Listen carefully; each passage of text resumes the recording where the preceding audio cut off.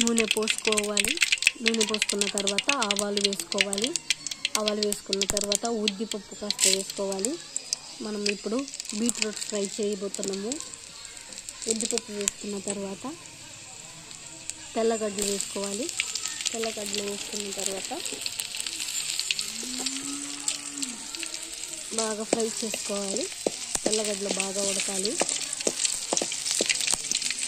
తెల్లగడ్డలు ఆ ఉద్దిపప్పు ఉడికిన తర్వాత కరివేపాకు వేసుకోవాలి. ఇప్పుడు బీట్రూట్ వేసుకోవాలి.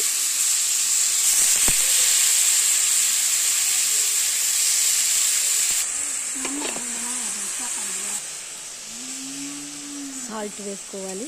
సాల్ట్ వేసుకున్న తర్వాత బాగా కలుపుకోవాలి. బీట్రూట్ ఫ్రై అండి. లైక్ చేసి సబ్స్క్రైబ్ చేసుకోండి ఫ్రెండ్స్. మా ఛానల్ని మరిన్ని వీడియోలు మీకోసం చేస్తాము.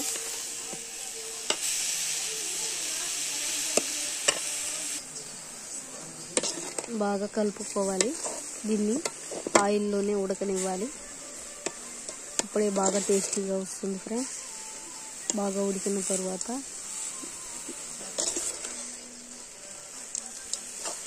మిరప్పొడి వేసుకోవాలి. టేస్టీగా సూపర్గా ఉంటుందండి. మీరు ఒకసారి ట్రై చేసి చూడండి. మా ఛానల్ సబ్స్క్రైబ్ చేసుకోండి ఫ్రెండ్స్. ఉడికిందా లేదా ఇలా చూసుకోవాలి. ఉన్న తర్వాత ఇలా కలుపుకోవాలి. బాగా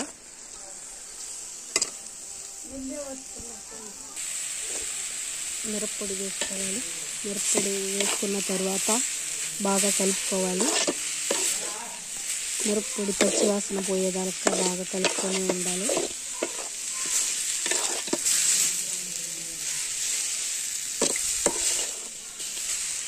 బాగా కలుపుకోవాలి. అప్పుడే పచ్చి వాసన పోస్తుంది.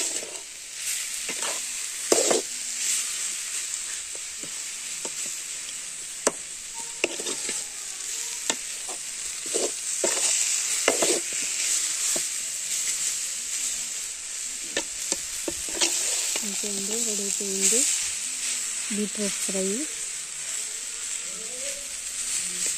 సూపర్గా టేస్టీగా ఉంటుంది.